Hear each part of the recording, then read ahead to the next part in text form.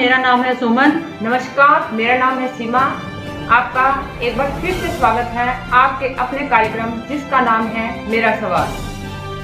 तो हमारे पास बच्चों की बहुत सारी वीडियो आ रही हैं, उनके सवाल आ रहे हैं। हमें यह जानकर बहुत खुशी हो रही है कि बच्चे इस कार्यक्रम में बढ़ चढ़कर हिस्सा ले रहे हैं। तो शुरू करते हैं आज का कार्यक्रम। आज के कार्यक्रम में हमने विज्ञान के प्रश्नों को शामिल किया है और जिसका जवाब देंगे हमारे साइंस के एक्सपर्ट श्रीमती सुनीता रोहिला मैम और श्रीमती रुपिंदर कौर मैम। तो शुरू करते हैं आज का कार्यक्रम और हमारा पहला सवाल है,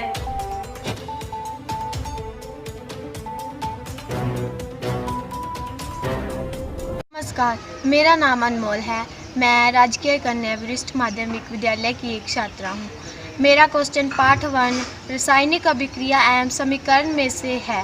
क्वेश्चन, वियोजन अभिक्रिया को संयोजन अभिक्रिया के विपरीत क्यों कहा जाता है? धन्यवाद।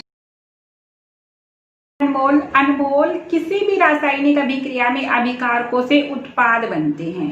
अब हम बात करते हैं वियोजन अभिक्रिया और संयोजन अभिक्रिया के बारे में।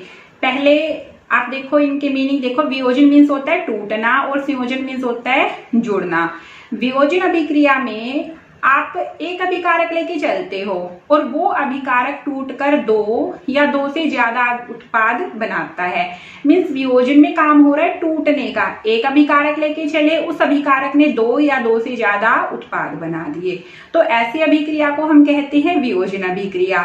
उसके बाद है संयोजन अभिक्रिया। संयोजन मीन्स जुड़ना। आप संयोजन अभिक्रिया में 2 या 2 से ज्यादा अभिकारक लेके चलते हैं और वो क्या करते हैं, आपस में जुड़ के एकल उत्पाद बनाते हैं। मीन्स यहाँ पे हुआ काम जुड़ने का, दोनों ने जुड़ के एक उत्पाद बना दिया।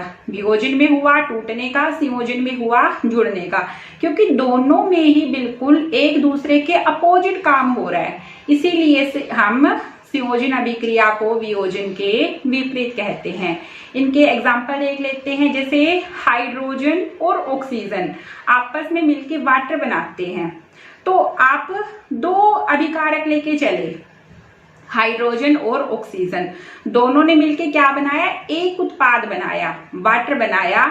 मीन्स जुड़ने का काम है। तो ये कौन सी अभिक्रिया का उदाहरण बनेगा, संयोजन अभिक्रिया का। इसी तरह अगर आप वाटर लेके चलते हैं, आपने उसमें से क्या करवा दी, इलेक्ट्रिसिटी पास करवा दी, तो वाटर टूट जाएगा और H2 और O2 बनाएगा। तो आप यहाँ पर वाटर लेके चले, एकल अभिकारक लेके चले और वो टूटकर H2 और O2 बना रहा है। मीन्स यहाँ पे टूटने का काम हुआ, तो ये उदाहरण बन जाएगा आपके पास वियोजन अभिक्रिया का। Okay, next question. नमस्कार, मेरा नाम महकप्रीत कौर है और मैं राजकीय कन्या वरिष्ठ माध्यमिक विद्यालय रतिया से हूँ। पाठ 1 रासायनिक अभिक्रिया एवं समीकरण। मेरा सवाल इस प्रकार है कि जब लोहे की कील को कॉपर सल्फेट के विलयन में डुबोया जाता है तो विलयन का रंग क्यों बदल जाता है? धन्यवाद। महक कॉपर सल्फेट विलयन का रंग नीला होता है और इसका फॉर्मूला होता है CuSO4 और लोहे को हम दर्शाते हैं Fe से। जैसे ही आप कॉपर सल्फेट के विलयन में लोहे की कीलें डिप करते हो तो दोनों के बीच में अभिक्रिया होती है। अब जो लोहा है वो कॉपर से काफी ज्यादा अभिक्रियाशील है। ज्यादा अभिक्रियाशील होने के कारण वो कॉपर सल्फेट के विलयन में से कॉपर को हटा देगा और खुद उसकी जगह पर आ जाएगा, क्योंकि वो ज्यादा अभिक्रियाशील है। जैसे ही वो कॉपर की जगह पे आएगा तो आपके पास बनेगा FeSO4, फेरस सल्फेट। और इस फेरस सल्फेट के बनने के कारण ही विलयन का नीला रंग समाप्त हो जाता है और विलयन का रंग हल्का हरा हो जाता है। Okay, next question. नमस्कार, मेरा नाम रूबी है। मैं राजकीय कन्या वरिष्ठ माध्यमिक विद्यालय में से 10वीं कक्षा की छात्रा हूँ। मेरा प्रश्न है पाठ 2 अमूल्य क्षार एवं लवण। प्रश्न, 5 मिलियन जिनका pH मान 3, 1, 12, 7 तथा 9 है, हम कैसे पता लगाएंगे कि कौन सा विलयन उदासीन परवल अम्लीय है, द्रवल अम्लीय है, परवल क्षारीय है तथा द्रवल क्षारीय? भी विलयन अम्लीय है या क्षारीय है, इसका पता हम pH स्केल की सहायता से लगा सकते हैं। pH स्केल पर 0 से 14 तक मान अंकित होते हैं। अगर किसी विलयन का pH मान 7 है तो वो विलयन उदासीन विलयन होता है। अगर pH मान 7 से कम है तो वो विलयन अम्लीय होता है। अगर किसी विलयन का pH मान 7 से ज्यादा है तो वो विलयन क्षारीय विलयन होता है। लेकिन अब क्वेश्चन ये है कि प्रबल अम्ल या दुर्बल अम्ल, प्रबल क्षार या फिर दुर्बल क्षार, तो इसका पता हम कैसे लगाएंगे? तो जितना हम 7 से 0 की ओर जाते जाएंगे उतना ही अम्लीय प्रकृति बढ़ती जाएगी। जितना हम 7 से 14 की ओर जाते रहेंगे उतना ही क्षारीय प्रकृति बढ़ती जाएगी। तो इस तरीके से हम प्रबल अम्ल और दुर्बल अम्ल, प्रबल क्षार और दुर्बल क्षार का पता कर सकते हैं। तो जैसा कि क्वेश्चन में पीएच मान दिए गए हैं 3, 1, 12, 7 और 9, तो जिस विलयन का पीएच मान 7 है वो हमें क्लियर है कि वो विलयन होगा उदासीन विलयन। अब 7 से कम जो पीएच मान है वो सारे विलयन हो गए अम्लीय विलयन। तो 7 से कम हमारे पास ऑप्शन है 3 और 1, तो वो विलयन जिनका पीएच मान 3 है और 1 है वो विलयन होंगे हमारे पास अम्लीय विलयन। अब हमें बताना कि कौन सा प्रबल अम्लीय होगा और कौन सा दुर्बल अम्लीय होगा। तो आपको बताया कि जितना 7 से हम 0 की ओर जाते जाएंगे उतना ही प्रबल अम्लीय। तो जो 1 है, जिस विलयन का पीएच मान 1 है वो 0 के ज्यादा क्लोज है, तो ये विलयन होगा प्रबल अम्लीय। और जिसका पीएच मान है 3 वो विलयन होगा दुर्बल अम्लीय। इसके बाद 7 से ज्यादा में हमारे पास 2 ऑप्शन है 9 और 12, तो ये दोनों ही विलयन होंगे हमारे पास क्षारीय विलयन, 9 वाला और एक 12 वाला। अब हमें बताना कि कौन सा प्रबल क्षारीय होगा और कौन सा दुर्बल क्षारीय होगा। तो जितना हम 7 से 14 की ओर जाते जाएंगे उतना ही क्षारीय प्रकृति बढ़ती जाएगी। अब 9 और 12 में से 12 14 के ज्यादा क्लोज है, तो 12 वाला जो विलयन है वो होगा प्रबल क्षारीय और जो 9 वाला विलयन है वो होगा दुर्बल क्षारीय। Okay, next question. नमस्कार, मेरा नाम अन्नू है और मैं राजकीय कन्या वरिष्ठ माध्यमिक विद्यालय में पढ़ती हूँ। 8-2 में से मेरा आज का सवाल है, अम्ल को तनुकृत करते समय यह क्यों कहते हैं कि अम्ल को जल में मिलाना चाहिए ना कि जल को अम्ल में? धन्यवाद। अम्ल को तनुकृत करते समय हम ऐसा कहते हैं कि हमें अम्ल को जल में मिलाना चाहिए न कि जल को अम्ल में। अम्ल को जल में मिलाना और जल को अम्ल में मिलाना ये दोनों टर्म बिल्कुल डिफरेंट है बच्चों। अम्ल को जल में मिलाने का मीनिंग है कि आपने एक बीकर में जल ले रखा है और ऊपर से आप उसमें अम्ल मिला रहे हो। दूसरी टर्म है आपके पास जल को अम्ल में मिलाना। इसका मीनिंग है कि आपने एक बीकर में अम्ल ले रखा है और आप ऊपर से उसमें जल ऐड करवा रहे हो। तो हम ऐसा कहते हैं कि हमें अम्ल को जल में मिलाना चाहिए न कि जल को अम्ल में। ऐसा हम इसलिए कहते हैं क्योंकि जब हम जल को अम्ल में मिलाते हैं, मीन्स हमने एक बीकर में अम्ल ले रखा है, ऊपर से हम जल ऐड कर रहे हैं उसमें, तो इस प्रोसेस में काफी ज्यादा मात्रा में ऊष्मा निकलती है, जिसके कारण हम जिस भी बर्तन में या बीकर में अभिक्रिया करवा रहे हैं वो बर्तन टूट भी सकता है और कोई दुर्घटना भी हो सकती है। लेकिन जब हम अम्ल को जल में मिलाते हैं, मीन्स आपने एक बीकर में जल ले रखा है और आप ऊपर से उसमें अम्ल ऐड कर रहे हैं, तो ये जो प्रोसेस है इस प्रोसेस में कंपैरेटिवली कम मात्रा में ऊष्मा निकलती है, जिसके कारण दुर्घटना की संभावनाएं कम हो जाती हैं। इसी कारण से हम कहते हैं कि अम्ल को तनुकृत करने के लिए हमें अम्ल को जल में मिलाना चाहिए न कि जल को अम्ल में। Okay, next question. नमस्कार, मेरा नाम भूमिका है। मैं राजकीय कन्या वरिष्ठ माध्यमिक विद्यालय की छात्रा हूँ। मेरा प्रश्न है कि श्वसन को ऊष्माक्षेपी अभिक्रिया क्यों कहते हैं, वर्णन करें। 2 तरह की अभिक्रियाएं होती हैं, ऊष्मा अक्षेपीय अभिक्रिया और ऊष्मा शोषीय अभिक्रिया। ऊष्मा अक्षेपीय अभिक्रिया वो अभिक्रिया जिसमें ऊष्मा निकलती है उसे हम कहते हैं ऊष्मा अक्षेपीय अभिक्रिया। ऊष्मा शोषीय अभिक्रिया एक ऐसी अभिक्रिया जिसमें ऊष्मा अवशोषित होती है या दी जाती है, उसे हम कहते हैं ऊष्मा शोषीय अभिक्रिया। अब क्वेश्चन ये है कि श्वसन को हम ऊष्माक्षेपीय अभिक्रिया क्यों कहते हैं। श्वसन का जो सबसे सिंपल मीनिंग है वो है सांस लेना, मीन्स वायुमंडल से ऑक्सीजन को ग्रहण करना और शरीर से CO2 का बाहर निकलना, इस प्रक्रम को हम कहते हैं श्वसन। लेकिन वायुमंडल से ऑक्सीजन को ग्रहण करने के बाद और शरीर से CO2 के बाहर निकलने से पहले इन दोनों के बीच में बहुत सारे बायोलॉजिकल प्रोसेस होते हैं। उन्हीं बायोलॉजिकल प्रोसेस में से एक है ग्लूकोज का ऑक्सीकरण होना। और जब ग्लूकोज का ऑक्सीकरण होता है तो इस दौरान काफी ज्यादा मात्रा में ऊष्मा निकलती है, क्योंकि श्वसन की प्रक्रिया के दौरान ऊष्मा निकलती है, तभी हमने श्वसन को क्या कहा, ऊष्मा अक्षेपी अभिक्रिया। क्योंकि अभी हमने जाना कि ऊष्मा अक्षेपी वो अभिक्रिया होती है जिसमें ऊष्मा उत्सर्जित होती है, निकलती है, और श्वसन की प्रक्रिया के दौरान भी ऊष्मा निकलती है। और इस ऊष्मा को हमारी बॉडी ATP एडिनोसिन ट्राइफॉस्फेट इसके रूप में इकट्ठा कर देती है। क्योंकि श्वसन के प्रक्रम के दौरान ऊष्मा निकलती है, तो इसी कारण से हमने श्वसन को ऊष्माक्षेपी अभिक्रिया कहा। Okay, thank you. सभी अध्यापक गणों को मेरी तरफ से नमस्कार। मैं परमीत कौर कक्षा 10वीं की छात्रा हूँ। मैं government girls senior secondary school में पढ़ती हूँ। मेरा सवाल यह है कि प्रकाश का परावर्तन किसे कहते हैं और इनके नियम बताएं। प्रकाश का परावर्तन क्या होता है? What is reflection of light? प्रकाश की किरणें जब किसी चमकीली सतह से टकराकर उसी माध्यम में वापस आती हैं तो इसको हम बोलते हैं प्रकाश का परावर्तन, यानी कि रिफ्लेक्शन ऑफ लाइट। ठीक है जी। जैसे इसका एक सबसे अच्छा एग्जांपल आप ले लो, दर्पण, मिरर। ठीक है, तो कैसे एक्सप्लेन करेंगे हम? मान लो एक मिरर लगा हुआ है हमारा, ये M1 M2। ठीक है जी।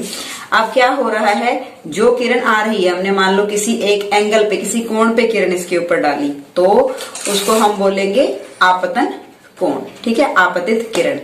और ये बीच में हमारा क्या है, अभिलंब, इसके ऊपर जो दर्पण है इसके ऊपर हमने बनाया हुआ चमकीली सतह। फिर टकरा के क्या होगा, क्योंकि पीछे से उसको पॉलिश किया हुआ तो पीछे तो जाएगी नहीं, तो उसी माध्यम में वापस आ जाएगी। तो ये जो एंगल R बनता है, ये क्या है, परावर्तित कोण। और इस किरण को क्या बोलेंगे, परावर्तित किरण। तो ये है आपका परावर्तन, की इस सतह से टकराकर उसी माध्यम में जो आपका प्रकाश है वो वापस आ गया। इसको बोलते हैं प्रकाश का परावर्तन।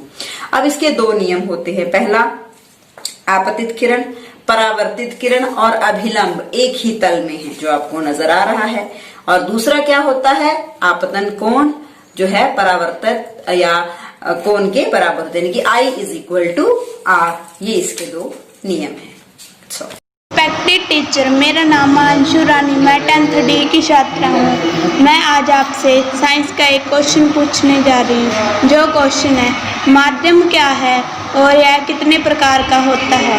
धन्यवाद। हाँ जी, नेक्स्ट क्वेश्चन है, माध्यम किसे कहते हैं? मीडियम, यानी कि तो मीडियम क्या होता है? माध्यम वो भौतिक साधन जिसमें से गुजरकर प्रकाश की किरणें हमारे तक पहुंचती हैं, वो माध्यम होता है। ठीक है, मीडियम होता है। अब ये तीन तरह के होते हैं, पारदर्शी, अपारदर्शी और पारभासी। पारदर्शी यानी कि ट्रांसपेरेंट मीडियम, जिसमें से कि हमें आर पार नजर आता है, जैसे कि एक शीशा, इसका एग्जाम्पल हो गया। ठीक है जी। उसके बाद है अपारदर्शी माध्यम, जिसके दूसरी तरफ हमें बिल्कुल भी कुछ भी दिखाई नहीं देता, जैसे कोई दीवार है या कोई लकड़ी है। ठीक है, तो वो हो गया आपके अपारदर्शी। और पारभासी माध्यम क्या होते हैं, जिनको हम बोलते हैं ट्रांसलूसेंट, जैसे कि मीडियम, जैसे कि जिसमें से कि कुछ हद तक हमें दूसरी तरफ नजर आता है। जैसे कि आप ले लो कि एक ऑयलिंग किया हुआ पेपर, एक तेल लगा हुआ कागज है, उसके आर पार आपको कुछ हद तक दिखाई देगा, वो पारभासी माध्यम है। ठीक है, उसके बाद अगर घनत्व के आधार पर मैं बात करूं तो आपके दो तरह के माध्यम होते हैं। ठीक है, एक विरल माध्यम होता है, एक सघन माध्यम होता है। विरल क्या होता है, जहां पे घनत्व है कम, उसे बोलते हैं विरल माध्यम। और सघन माध्यम क्या होता है, जिसमें घनत्व क्या होता है, ज्यादा होता है। ठीक है जी, वो होता है सरल, और ये होता है आपका विरल। और जो जहां पे घनत्व ज्यादा होता है वो आपका होता है सघन माध्यम। रानी है, मैं 10th D कक्षा की छात्रा हूँ। मैं government girls senior secondary school से एक क्वेश्चन पूछना चाहती हूँ। प्रकाश के अपवर्तन के बारे में विस्तार से बताइए। अपवर्तन या फिर रिफ्रैक्शन ऑफ लाइट। बेटा अभी मैंने आपको विरल और सघन माध्यम के बारे में बताया ना, तो उनके बेस के ऊपर ही ये आपका फिनोमेना है अगला जो हम एक्सप्लेन करने वाले हैं, अपवर्तन। जब प्रकाश एक माध्यम से दूसरे माध्यम में जाता है या गुजरता है तो क्या होता है, उसके पथ से वो विचलित हो जाता है अपने पथ से, ठीक है। तो इसको हम बोलते हैं अपवर्तन। जैसे अगर हम एक फिगर की सहायता से देखिए, मान लो हमारे पास जो यहाँ पे पिक्चर में दिया हुआ एक सघन माध्यम है, एक विरल माध्यम है, ठीक है।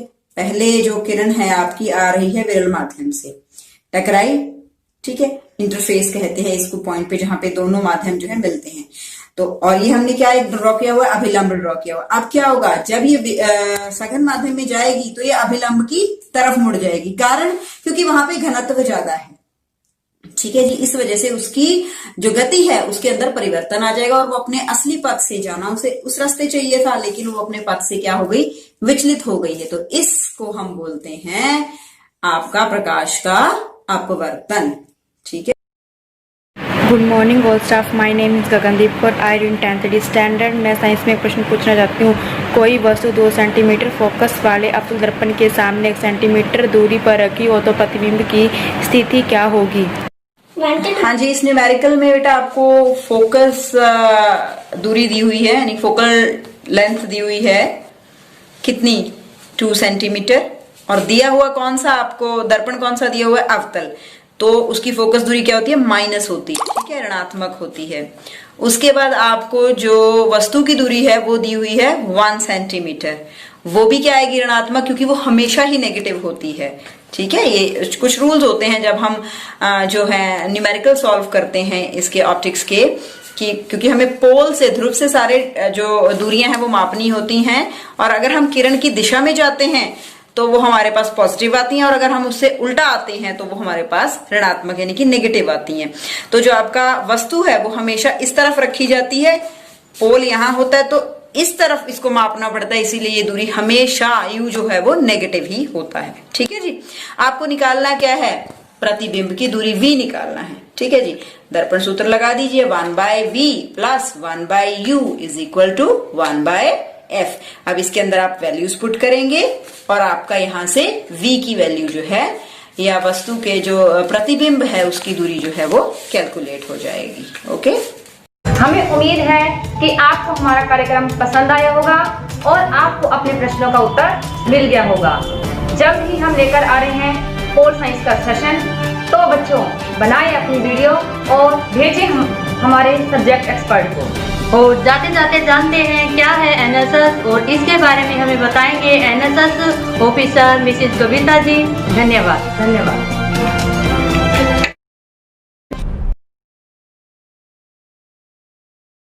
Babita, NSS programme officer, government girls senior secondary school Ratia. अब मैं सभी बच्चों को एनएसएस के बारे में बताना चाहती हूँ कि एनएसएस क्या है, ये हमें क्यों लेनी चाहिए और इसके हमें क्या क्या बेनिफिट्स हैं। तो सबसे पहले एनएसएस की full form national service scheme अर्थात राष्ट्रीय सेवा योजना। इसकी शुरुआत 24 सितंबर 1969 में महात्मा गांधी की बर्थ सेंचुरी के रूप में की गई। इसीलिए हर एक वर्ष 24 सितंबर को एनएसएस डे के रूप में सेलिब्रेट किया जाता है। जब ये शुरू हुआ तो इसमें 40,000 के लगभग स्टूडेंट थे, जिनकी संख्या अब बढ़कर लाखों में पहुंच गई है। अब इसके 50 वर्ष पूरे हो चुके हैं और एनएसएस का जो मोटो है, नॉट मी बट यू, अर्थात मेरे लिए कुछ नहीं, हमें हमेशा दूसरों के लिए तैयार रहना है, सेवा के लिए तत्पर रहना है। एनएसएस का जो सिंबल है, जो प्रतीक है, वो Konark sun temple of Orissa में एक रथ का व्हील है, जो पहिया है, जो हमें ये संदेश देता है कि हमें 24 घंटे सेवा के लिए उमंग उत्साह से आगे बढ़ते रहना है। एनएसएस का एक थीम सॉन्ग है, जो जब भी कोई एनएसएस का प्रोग्राम सेलिब्रेट किया जाता है तो बड़े ही प्यार और उत्साह के साथ वो वहाँ पर गाया जाता है। एनएसएस में +1 +2 के स्टूडेंट्स, कॉलेज लेवल के और यूनिवर्सिटी लेवल के स्टूडेंट्स इसमें पार्टिसिपेट कर सकते हैं। स्कूल में 2 तरह की एक्टिविटीज़ कराई जाती हैं, रेगुलर एक्टिविटीज़ और स्पेशल एक्टिविटीज़। रेगुलर एक्टिविटीज़ में 3 वनडे कैंप लगाए जाते हैं और इसके अलावा समय समय पर स्वच्छता पखवाड़ा, सद्भावना दिवस, ट्रैफिक वीक, एनएसएस डे और अदर इम्पॉर्टेंट डे भी सेलिब्रेट किए जाते हैं। उसके बाद जो 7 डेज कैंप है वो डे नाइट कैंप होता है, जिसमें +2 की 50 छात्राएं भाग लेती हैं। इस कैंप में एक स्लम एरिया अडॉप्ट किया जाता है। उस एरिया की जैसी भी ज़रूरत होती है उसके अनुसार छात्राएं वहां जाकर उन्हें अवेयर करती हैं, जैसे किसी प्ले के माध्यम से, रैली के माध्यम से, और उन्हें प्रधानमंत्री जी की चलाई गई योजनाओं के बारे में भी अवेयर किया जाता है। डेली 2 से 3 घंटे उस एरिया में लगाए जाते हैं। बाकी का समय छात्राएं विद्यालय में ही रहती हैं। वहाँ पर छात्राओं के लिए डेली एक गेस्ट को बुलाया जाता है, जिसमें जैसे कुकिंग, पेंटिंग, सेल्फ डिफेंस, कोई लेडी डॉक्टर और भी अदर गेस्ट को बुलाया जाता है। इससे बच्चे कुछ नया सीख सके। जब सभी बच्चे 7 दिन एक दूसरे के साथ मिल कर रहते हैं तो उनके अंदर अनुशासन की भावना और समाज सेवा की भावना पैदा होती है, और इससे वो बहुत कुछ नया सीखते हैं। वहाँ पर शाम के समय स्पोर्ट्स होती हैं, रात में अंताक्षरी, अदर सांस्कृतिक कार्यक्रम किए जाते हैं। उसके बाद बच्चे अपनी डेली डायरी मेंटेन करते हैं, जिसमें वो सुबह से लेकर रात तक की अपनी सारी दिनचर्या लिखते हैं। जिन बच्चों की डायरी बहुत अच्छी मेंटेन की होती है उनकी डायरी रिकॉर्ड में भी रखी जाती है। इससे बच्चों का जो व्यक्तित्व है वो निखर कर सामने आता है, जिससे उनका व्यक्तित्व, सामाजिक और मानसिक विकास होता है, और बच्चों के अंदर इससे कॉन्फिडेंस, लीडरशिप स्किल्स पैदा होती हैं और बहुत सी नॉलेज भी उनमें बढ़ती है, क्योंकि यहाँ पर बच्चों से डेली उनके अनुभव सुने जाते हैं, जिससे उन्हें स्टेज पर बोलने का मौका भी मिलता है, और जो उनके अंदर हेजिटेशन होती है बोलने की वो भी यहाँ पर वो खुल जाते हैं। और इससे बच्चों को अपने अनुभव बताने, स्टेज पर बोलने, खाना बनाने और किसी गेस्ट को अटेंड करने के जो गुण होते हैं वो भी उनके अंदर आते हैं, क्योंकि यहाँ पर बच्चे सारा कुछ सीखते हैं। और इसके अंदर जो स्टूडेंट 2 वर्ष में 240 आवर्स कंप्लीट कर लेता है तो उसे एक एनएसएस का सर्टिफिकेट भी दिया जाता है, जिसकी बहुत ही वैल्यू है। वो सर्टिफिकेट आगे उनका जॉब में और आगे स्टडी में भी उनका वो सर्टिफिकेट बहुत ही काम आता है। तो मैं ये कहना चाहती हूँ कि एनएसएस का वॉलंटियर होना बड़े ही गर्व की बात है।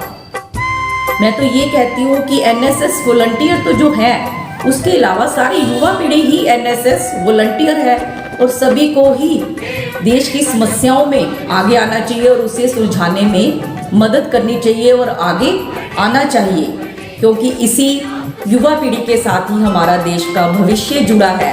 अगर युवा पीढ़ी आगे बढ़ेगी तो देश भी आगे बढ़ेगा। जय हिंद, जय भारत।